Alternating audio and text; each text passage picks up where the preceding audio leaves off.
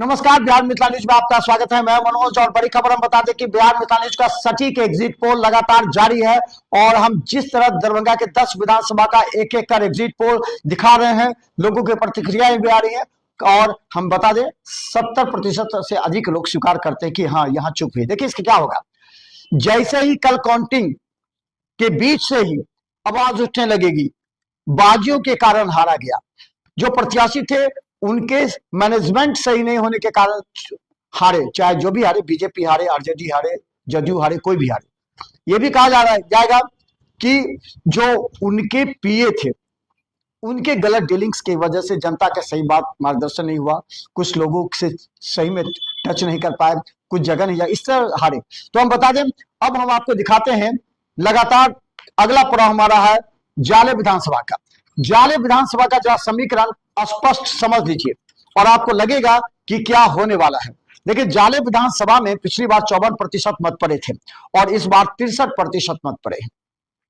वहीं बता दें जीवेश मिश्रा को 87,000 से अधिक मत आए थे और 21,000 से वो चुनाव जीते। उस्मानी जो कि सीधा कंटेस्ट में थे ऋषि मिश्रा के, और वहां जो स्थिति बनी थी, परिसमन बनी थी, उसमें समझ लीजिए कि उस्मानी का वोट कट करके कुछ जो नहीं जाना चाहिए था वो भी कटा और ऋषि मिश्रा में आ गया। अब आप समझ लीजिए बात को, उस्मानी का 65,000 से अधिक मत आए थे उस्मानी को। इस बार समझ लीजिए जो कांग्रेस से ही थे, लेकिन उसमें से 55,000 वोट ऋषि मिश्रा पर शिफ्ट हो जाते हैं 65,000 में से, यानी कि 8,000 मत, 7 से 8,000 मत उस्मानी का है, जो कि सभी मिला जुला कर है। तो 8,000 मत उस्मानी की चर्चा लोग कर रहे हैं, जो विश्लेषण बता रहा है। हम विश्लेषण करते हैं 55,000 उसमें से जो उस्मानी के वोट बैंक थे उसमें से 55,000 मिले हैं ऋषि मिश्रा को। 10,000 मत यानी कि एंटी इनकम्बेंसी जो जीवेश मिश्रा का था उसमें 5,000 को अगर जोड़े तो 10,000 एंटी इनकम्बेंसी वोट ऋषि मिश्रा को मिलते दिख रहे हैं। तो 65,000 प्लस 5,000 जो कि ऋषि मिश्रा का अपना कोर वोट बैंक था वो दिख रहा है उनसे मिलते हुए।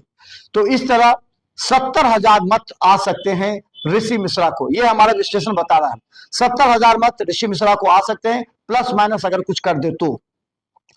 वहीं बता दें कि पिछली बार नोटा 3,576 वोट गिरे थे, लेकिन इस जाले विधानसभा में अशोक यादव की रणनीति काफी सफल रही। अशोक यादव 5% मत को यानी यादव को अपने पक्ष में पाले में लाने में सफल रहे। देखिए अशोक यादव और जीवेश मिश्रा का दोनों का एक प्रगाढ़ संबंध है।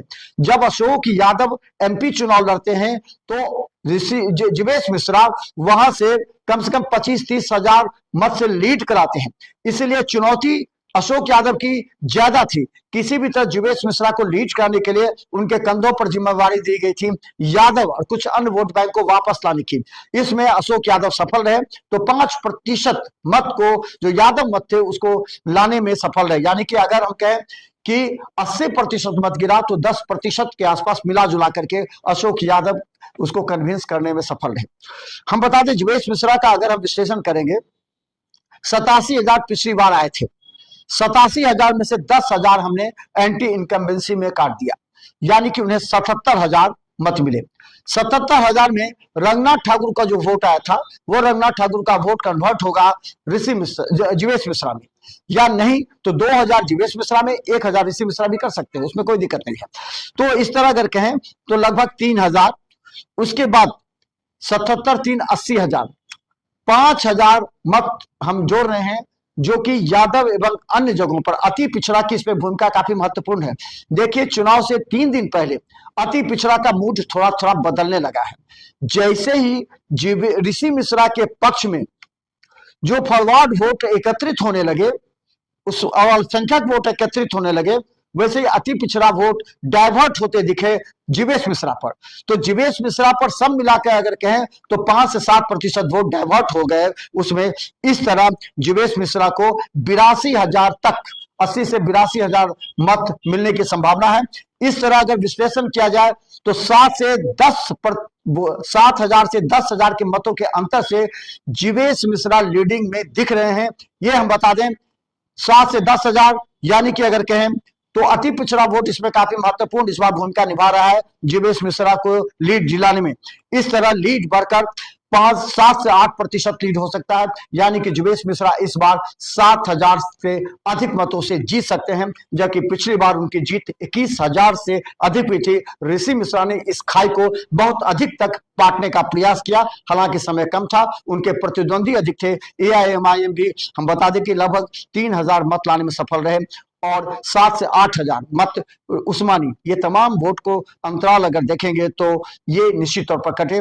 वहीं रंजीत शर्मा जो कि जनसुराज से थे, उन्होंने भी 3,000 मत तक काटने का प्रयास किया। इस तरह हम लीड दिखा रहे हैं, 7 से 10,000 जीवेश मिश्रा लीड कर सकते हैं इस बार जाले विधानसभा में। तो बड़ी खबर, बिहार में का एग्जिट पोल 7 से 10,000 यानी कि 5 से 7% के अधिक अंतराल से जीवेश मिश्रा इस बार चुनाव को जीतने का प्रयास करेंगे। जीत रहे हैं, लीडिंग कर रहे हैं, यह हमारा विश्लेषण है, कोई आखिरी अंतिम आंकड़ा नहीं है। अंतिम आंकड़ा के लिए 14 नवंबर को सुबह 7 बजे से बिहार मितान न्यूज का हर अपडेट खबर देखते रहे, क्योंकि हम दिखाएंगे सीधा मतगणना केंद्र से हर राउंड का सटीक खबर। तो बिहार मितान न्यूज को देखते रहे। गौड़ा बोराम में भी हमने दिखा दिया, अलीनगर दिखा दिया, हायाघाट दिखा दिया, जाले दिखा दिया। जाले में एक बार फिर बता दें 7 से 10 मतों के अंतर से जीवेश मिश्रा लीड करते दिख रहे हैं।